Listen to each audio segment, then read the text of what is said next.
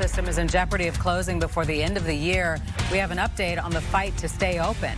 Thank you for joining us at 5. I'm Dawn Hasbrook. I'm Scott Schneider. As the war in the Middle East spirals further, anti-war protesters plan to take over downtown streets within the hour. Joni Lum is live at Michigan in Congress. Joni.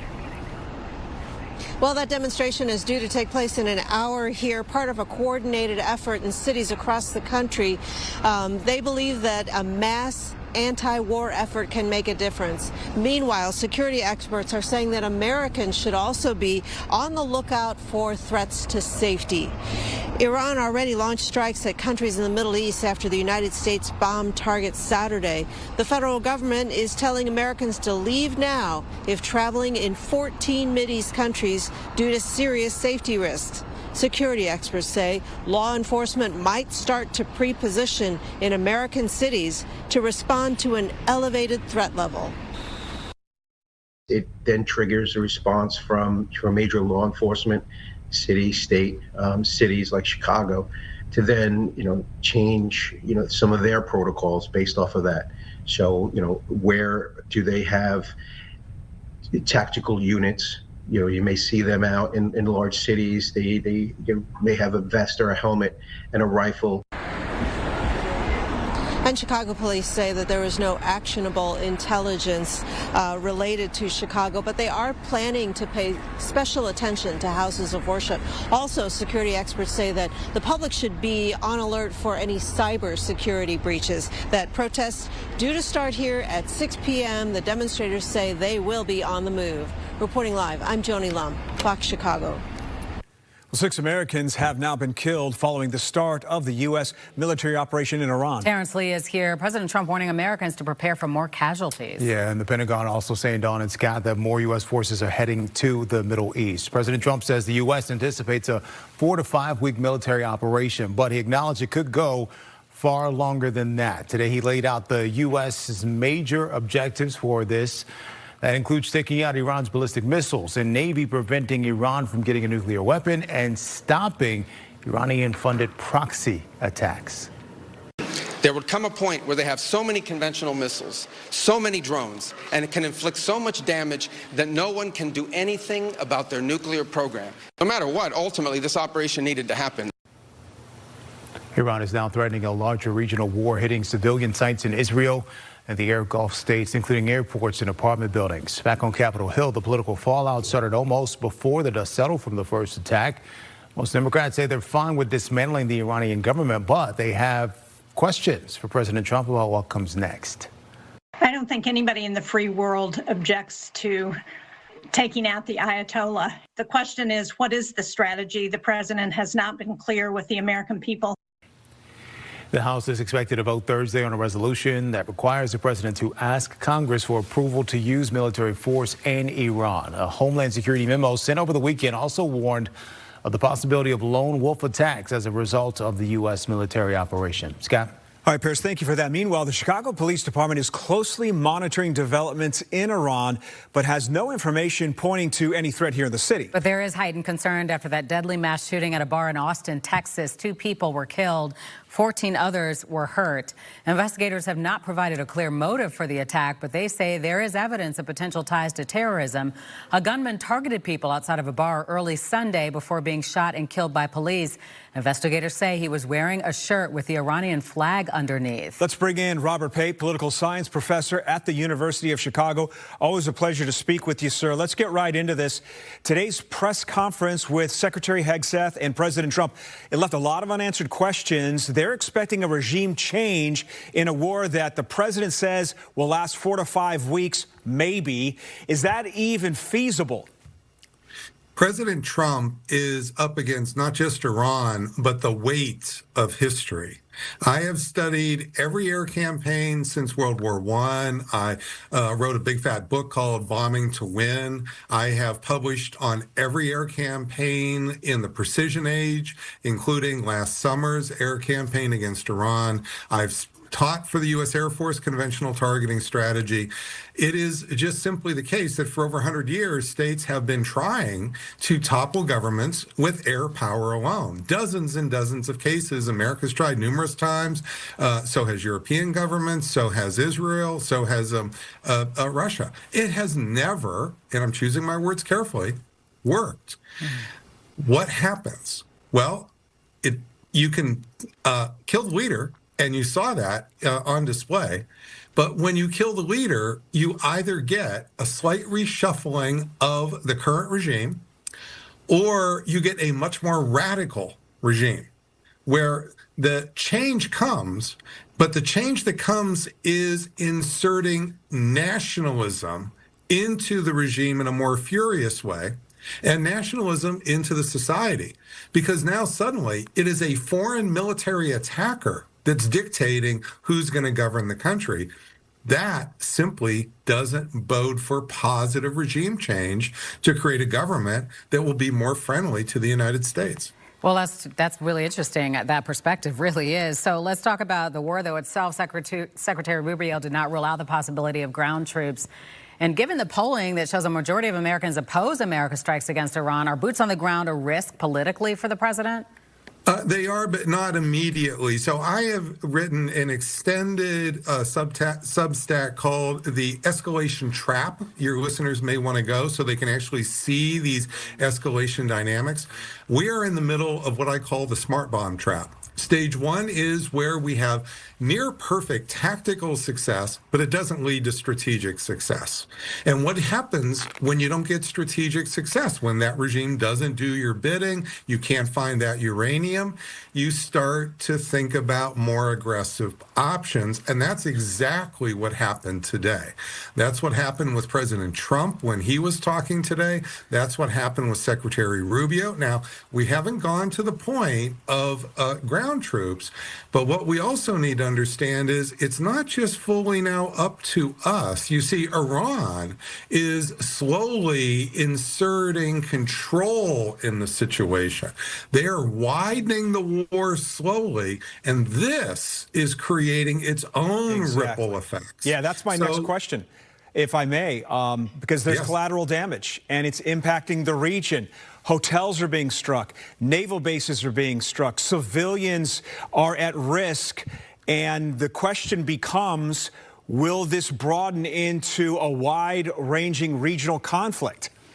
This is the common strategy of the week. This is how America lost the Vietnam War. We never lost the set-piece battle. We lost the protracted war, the long war, where costs mounted. In the case of Iran, just imagine what might happen in the next coming weeks. What if Iran assassinates one of the leaders in, say, the UAE or in Saudi Arabia? Are we just going to walk away and say, well, no, we said we'd only be in for some...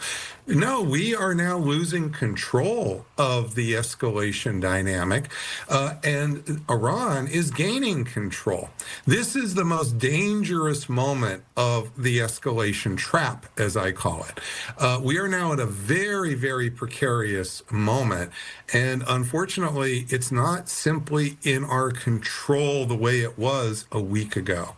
Professor, thank you so much for taking the time. Really good information. Thank you. Absolutely. All right, so if you were with us over the weekend, you know Emily was saying enjoy today while it lasts, because there is some rain in the forecast, but we could argue it's much needed rain, right? Yeah, you know, it's not a bad thing. So we have some portions of the area that are actually considered to be in a severe drought. For those of you in the far southwestern sections of LaSalle County, you could really use some rain. And also we have several locations that are considered to be abnormally dry. So not a bad thing that we have all of these rain chances coming our way.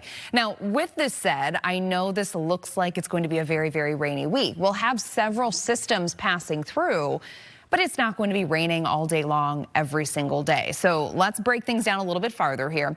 The future precipitation taking us all the way through the end of the day on Friday has most of the region around 1.25 inches to about 1.5 inches. So with that spread out through about 4 days, you know, flooding concerns not all that high. So again, this is a good thing for us. Temperatures out there right now near 40. We have clear skies, but we are expected to see increasing cloud cover. Temperatures now ranging from about 34 degrees in Waukegan and still close to 50 in places like LaSalle. Tonight, we're dropping down into the lower 30s. I'll have more details on the timing of those showers coming through coming up.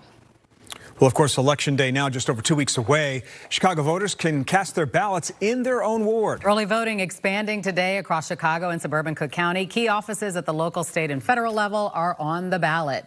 This month's primary election will determine who will appear on the ballot in November's general election. You can vote at any early voting site, even if it's not in your ward.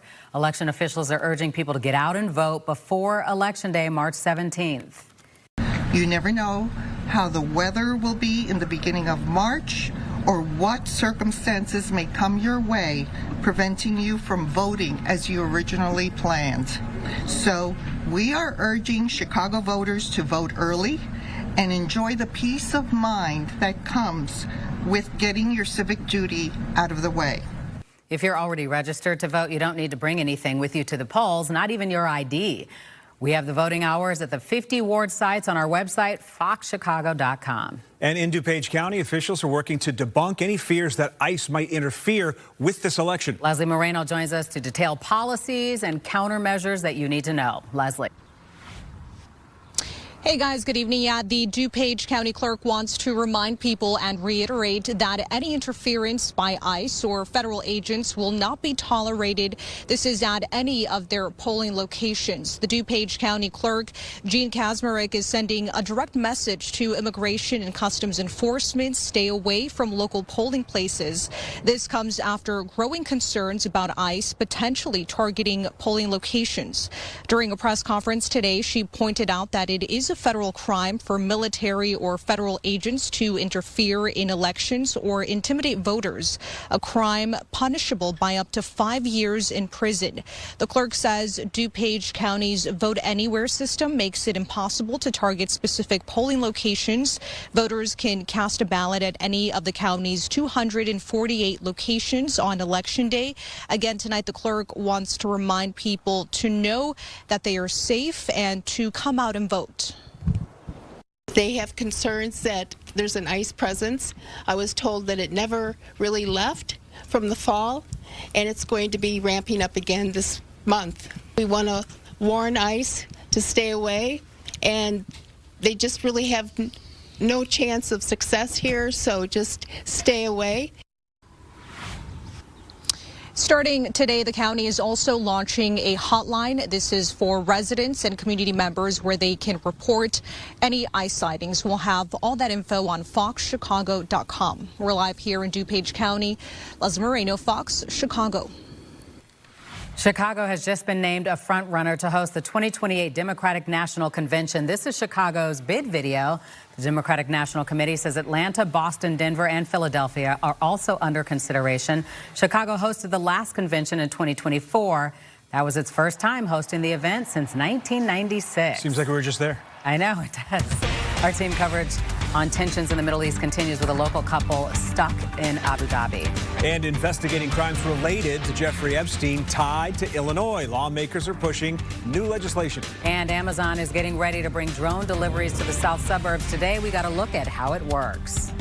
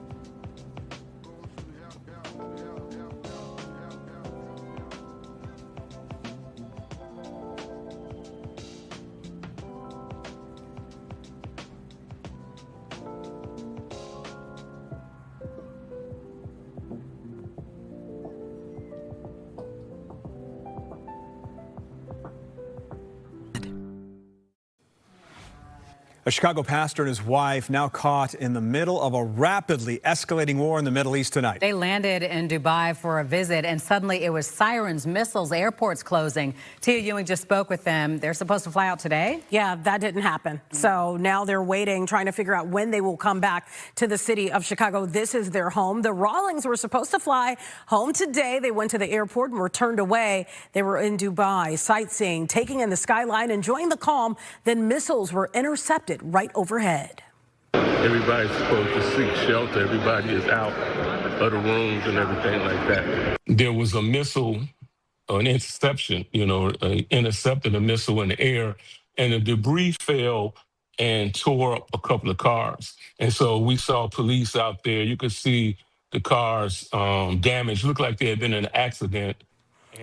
It's just unimaginable, right, to be right in the middle of this. Apostle Ronald Rawlings and his wife Amis, founders of Great Faith Revelation Church on Chicago's South Side, traveled to the Abu Dhabi area for ministry work, mixing business with a little tourism. They traveled to Dubai. Rawlings says they were in their hotel when the war began. Then came the sirens. Guests were ordered to evacuate, and they did. While traveling from Dubai back to Abu Dhabi, a drive of about 1 hour and 15 minutes, he saw the reality of the conflict. He says air defense systems intercepted repeated attacks overhead. The Rawlings are now sheltering in Abu Dhabi with the help of a fellow minister there. Their flight home was scheduled for today, but we know what happened when they got to the airport. They were greeted by the military. So the building's empty, and pretty much you have to wait it out until something changes. And that's an emotional roller coaster. 1 minute you're feeling okay, and then the next minute, you're thinking about your children, and you're starting to miss home. Yeah, he got emotional there. The United Arab Emirates says its air defense systems have intercepted hundreds of missiles and drones as Iran continues retaliatory strikes across that region. One person was killed in Abu Dhabi, and regional tensions remain high. For now, though, the Rawlings are waiting. Airspace reopened hours ago, but they still don't know when they can return home. Of course, we will stay in contact with them and keep you updated. Tia Ewing, Fox Chicago. The House Oversight Committee has released video of the testimony Bill and Hillary Clinton gave about Jeffrey Epstein. The former president and former Secretary of State, taking both Clintons, gave their depositions last week. Bill Clinton telling the Republican-led committee he ended his relationship with Epstein before he pled guilty in 2008 for soliciting prostitution from an underage girl. Hillary Clinton said she never even recalled meeting Epstein. During her testimony, she became heated after learning a photograph of her testifying was leaked. I'm done with this. If you guys are doing that, I am done. You can hold me in contempt from now until the cows come home. This is just typical behavior. We will go off the record. Oh, for heaven's sake. So I would like to understand how that's permissible. Before the hearing was... It doesn't matter. We all are abiding by the same rules. I will take that down. Yeah, well... I would like to take a break at this moment. Yeah, I'd like to have I'm a conversation. done for now. It's important to note that the Clintons have not been accused of any wrongdoing. Meanwhile, Illinois would like to be the first state with a Jeffrey Epstein commission that can truly investigate at a local level. Terrence is back. Terrence, lawmakers need to sign off. Yeah, we heard from state lawmakers and advocates for survivors today. They did not hold back, Dawn and Scott. They say the Department of Justice is failing to investigate what happened. So now lawmakers want a new commission in Illinois. If this bill passes, the group gets subpoena power and can hand evidence to the Attorney General. The commission would dig into sex trafficking, bribery, corruption, any Illinois tie to Epstein. They could pull records, take statements, recommend charges, and then the Attorney General could call a grand jury if it comes to that. To the survivors, you should not have had to fight this hard for justice. We are here because we stand with you and for you. If justice remains a locked door in Washington, then let our state be the battering ram. Let Illinois lead the way. Other states will follow. The bill goes to Springfield next week. If it passes, this commission could start digging into Epstein cases in Illinois by summertime, Dawn. Thank you, Terrence. Let's get an update on that forecast and the rain that is coming, although from this picture you can't tell. Here's Chief Meteorologist Emily Wall. Yeah, it was a stunning day today. We had a lot of sunshine out there, and temperatures, they actually ranged from 30s at the northeastern Illinois lakefront to 50s. Places like LaSalle and Joliet. Right now, we're sitting at 34 degrees in Waukegan, 39 in Gary, 44 in Merrillville. It's 47 degrees in Joliet, 46 in Aurora. And here's where we're headed. So throughout the overnight, we're going to start to see increasing cloud cover, especially in the early morning hours and then closer to daybreak tomorrow. So temperatures tomorrow should be hovering right around the freezing mark, if not a few degrees above that at daybreak. Couple spotty showers going to be possible here or there during the day, but the better chance is going to arrive near and south of I-80, especially late afternoon into the evening hours, and brief heavy downpours could be possible too. For tonight, 32 degrees for the overnight low in the city. Many areas end up hovering just above that freezing mark. 5-day forecast, 43 degrees tomorrow. We'll have that chance of rain, mainly late in the day. Another chance of rain is going to be here on Wednesday, highs in the 40s. But take a look at temps late this week. We are in the 60s Friday and Saturday. We'll be right back.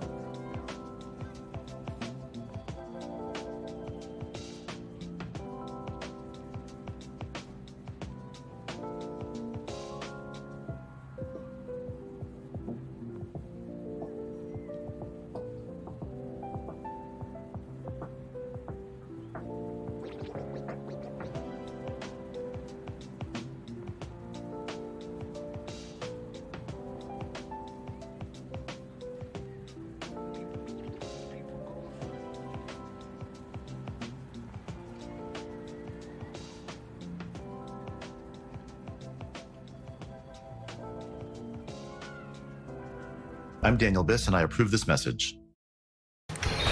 We begin across America and Texas with a daring rescue 900 feet in the air. That's right. 2 people rescued over the weekend. Their hot air balloon crashed into a phone tower. Officials say it was strong winds that caused that balloon to veer off course. The pair were suspended for nearly 2 hours. Talk about terrifying. Crews did manage to get them down, and thankfully, everybody walked away without any injuries. Some of the United States' most important historical documents are beginning a first-of-its-kind journey today. This is part of the country's 250th anniversary commemoration. Typically, the 1783 Treaty of Paris and the 1774 Articles of Association are houses in the National Archives in highly controlled vaults. But now they're making their way across the country and will be put on display at local museums. The first stop, Kansas City. Take note, Chicago area zoos. In Texas, the Dallas Zoo, in fact, they held their first ever dog day. More than 200 pups and their owners got to explore the zoo and meet all kinds of new creatures. Now, they were, of course, separated by glass or fencing, but the zoo says the dogs were able to take in all the new scents and sights.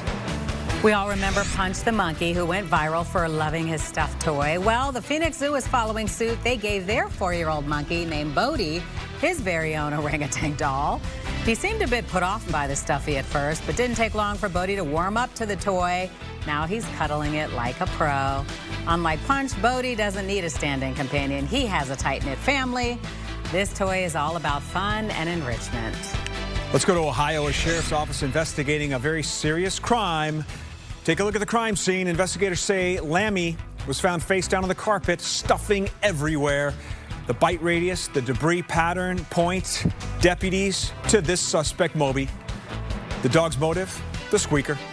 Moby was placed into protective custody, even demanding belly rubs and representation.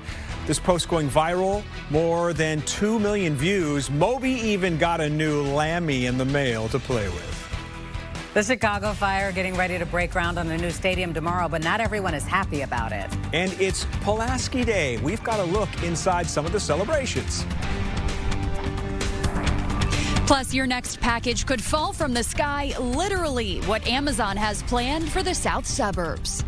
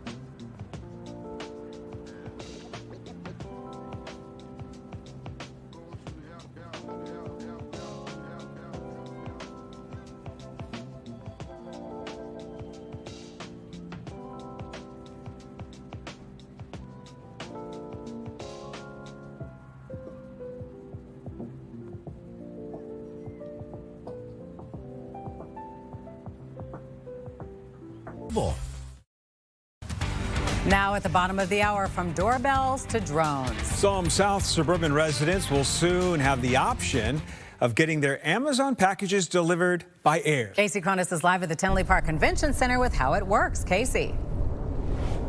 Hey, Dawn and Scott. Amazon is gearing up to launch this service out of Matson and Markham in a matter of months. And today we got to see what could soon be flying over your neighborhood.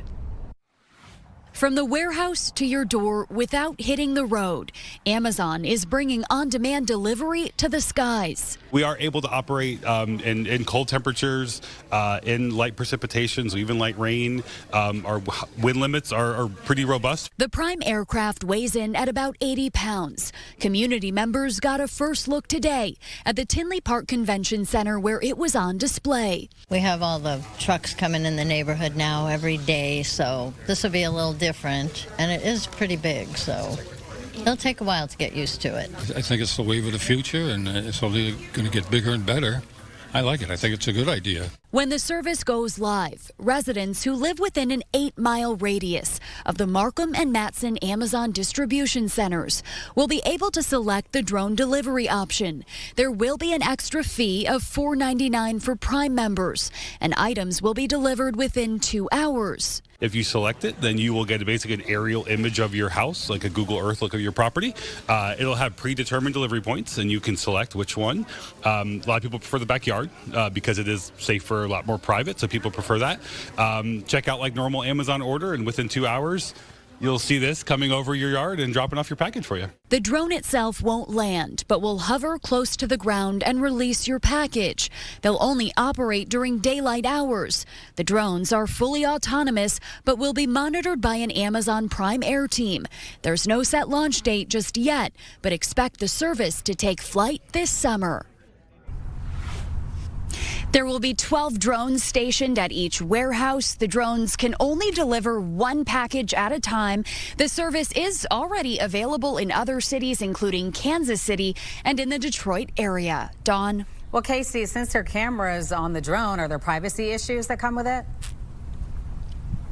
You know, that's one of the concerns from area residents. Amazon, though, says that the cameras are used solely for navigation, that they don't keep or maintain these recordings, and they are more to help the drones avoid obstacles. The drones are being flown in accordance with FAA regulations.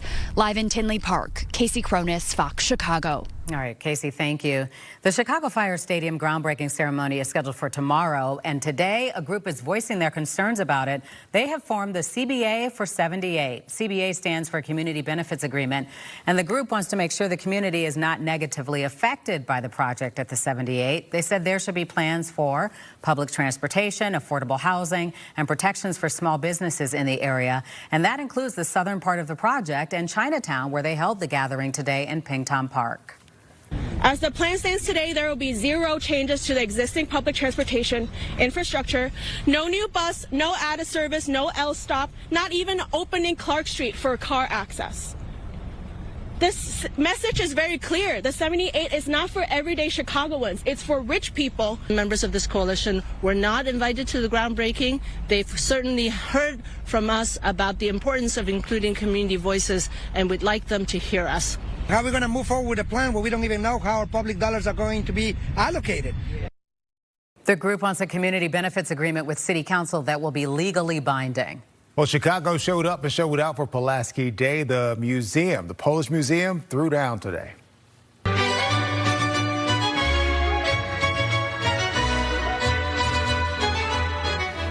Yeah, live acts, video shout-outs, the whole nine. Mayor Johnson and Maria Pappas took the stage as well. Pulaski Day celebrates General Pulaski. He came from Poland, made his name here, and changed the game in the Revolutionary War. It's always the first Monday of March. Museum folks say his legacy still hits home. May the magnificent spirit of General Casimir Pulaski continue to inspire all Americans with a sense of duty to country, pride, a spirit of mission, and the never-ending struggle for human dignity and freedom. Illinois made it official back in '73, so if you try to get into city offices today in some public buildings, yeah, they were shut down for the holiday. Scott? Terrence, I know you're an early riser. There's going to be quite the show in the sky tomorrow morning just after 5 a.m. A total lunar eclipse going to last about an hour, and as it's happening, it's possible, we'll ask Emily about this, that the moon may have a red hue. Doesn't always. The Adler says it depends on how clear and how cloudy and how dusty the air is when it happens. So, who better to confirm any of the above than the one and only Emily Walls. Well, you know, something that I am a little more concerned about is the cloud cover. So I'm not convinced that all of us are going to be super lucky in being able to see that tonight. So it looks like it could peak in the early morning hours. And by that point, we're going to be seeing increasing cloud cover, setting us up for a mostly cloudy day tomorrow. So I'm not convinced that we're going to have the best view of that late tonight and early tomorrow morning. 5-day forecast, several rain chances are coming our way throughout this week, especially Tuesday all the way through Saturday. And then I think by Sunday, we're beginning to dry things back out again. But it's not going to be raining the entire week. We're just going to have several waves being possible. So here's a look at your future precipitation. This is essentially from today through Friday. So judging from the rain showers that are going to be around Tuesday all the way through the end of the day on Friday, many of us are going to be picking up around 1.25 inches to about 1.5 inches in total. So that's spread across 4 days. You know, it's not going to be a flooding rainfall for us. So I think we're in pretty decent shape there. And we have several locations across the region that could actually really use some rain. For tonight, we're dropping down to near the freezing mark at O'Hare. Many locations are going to be closer to 33, 34 degrees, so hovering just above that freezing mark.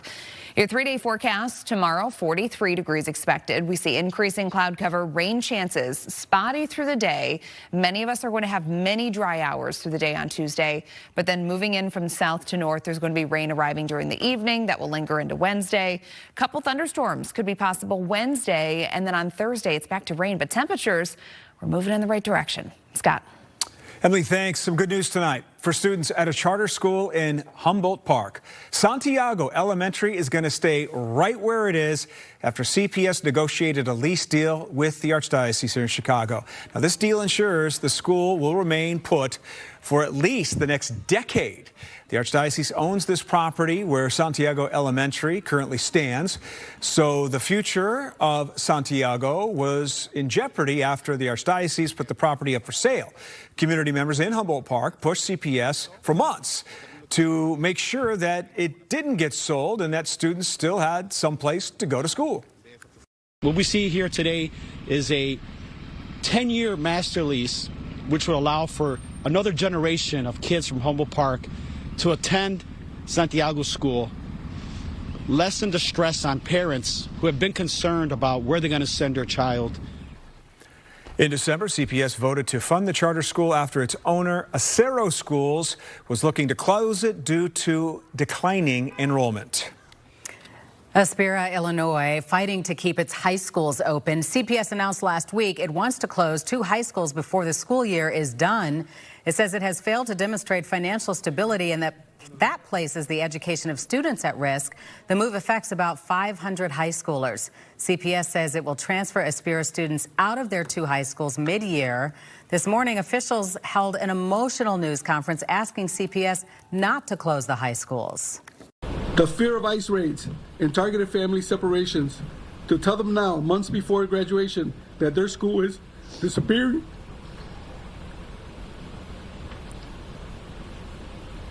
Tells them one thing: the system thinks you are not worth saving. Aspira leaders say they were just told on Friday they have 48 hours to come up with $3 million.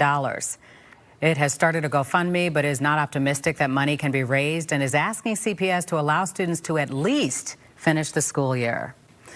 The Reverend Jesse Jackson Sr. lying in state at the South Carolina Capitol. This tribute marks a rare distinction in state history. According to state records dating back to 1873, Jackson is only the 2nd black man to be honored this way. You see his family following behind him. Next, Jackson's body will return to Chicago, where a public homegoing service will be held Friday morning. Data centers, they're popping up all over the country, including many in both Illinois and Indiana. In a special report, we dig deeper into concerns from people living near these centers.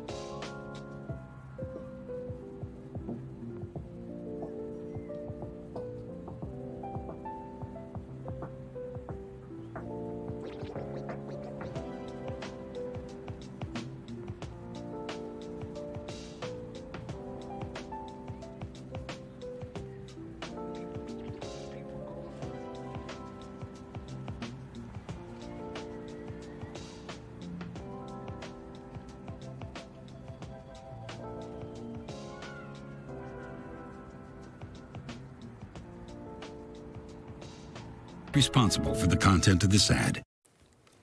Just like property taxes, you can add data centers to the list of hot button issues getting people stirred up. Yeah, like it or not, the digital reality is they are here to stay. In tonight's special report, Brett Bagansky takes a look at how some Chicago suburbs are dealing with data centers. From Hobart. If you go forward with this data center, you're going to get a mass exodus. To Naperville. You'll hear today loud and clear over and over that your constituents do not want a data center in this location. To Lyle. To Aurora, to Yorkville. Data centers are on city council agendas across the Chicago area, and residents are showing up in big numbers to let their local leaders know how they feel about data centers being built in their town. Everyone's angry. This will be your guys' last terms if you do not vote with us. Most people look at the data centers as this imminent threat to the environment and to their livability of cities and in small communities. Dr. Tommy Zekaruski is an adjunct environmental engineering professor at the Illinois Institute of Technology. He's also known as a building scientist who works with hyperscale data centers to help them minimize their impact on the environment. I believe that there's this misunderstanding or not enough information to really understand what the purpose of these data centers are and how they connect to the community and the offerings that they give us in terms of our digital lives these days. He says one misunderstanding is this: whenever you click or swipe or stream, that information is usually being stored in the cloud, and the cloud isn't where you probably think it is. What most people don't understand that data center is the cloud. The cloud is something that we use to describe that data center. It's sort of like a metaphor for the internet. And then when I saw, again, what was happening in Naperville, I'm like, I think somebody needs to go and just, if nothing else, I decided after seeing how people were coming, it's like, I think they need to know more about what it's like to live with it. Laura Evans lives in Aurora. She can see and hear a data center from the deck in her backyard. She says it's about 1,000 yards away. Aurora approved Cyrus Once plans for a data center back in 2017. She had concerns back then.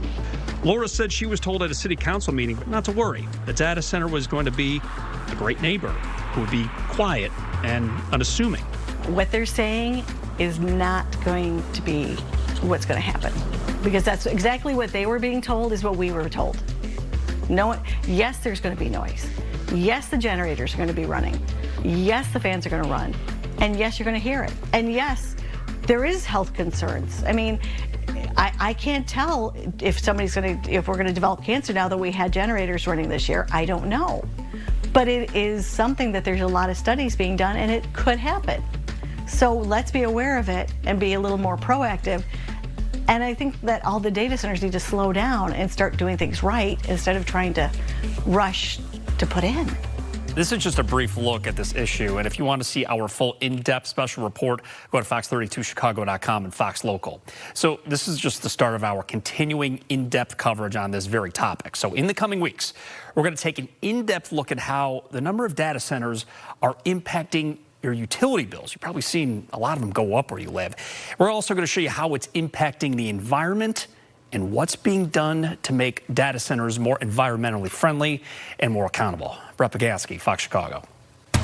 Okay, enjoy today's sunshine. We hope you did, because it looks like rain's going to dominate the rest of the week. But we should also be warming up. Emily has her full forecast after the break.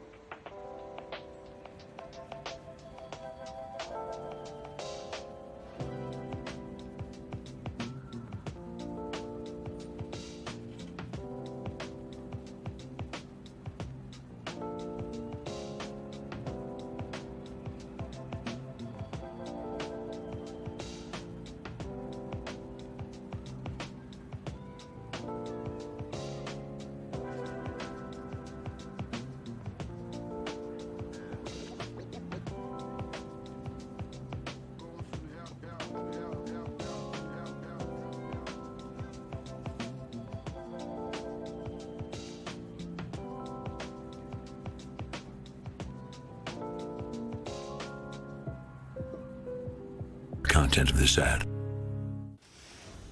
Let's check in on our forecast. So the rain's coming. What else? Well, rain, couple storms, but warmer temperatures. That's something. Yeah, that gives us something to really look forward to. So today we had this huge range of temps. We had 30s at the lakefront, 50s inland for some locations.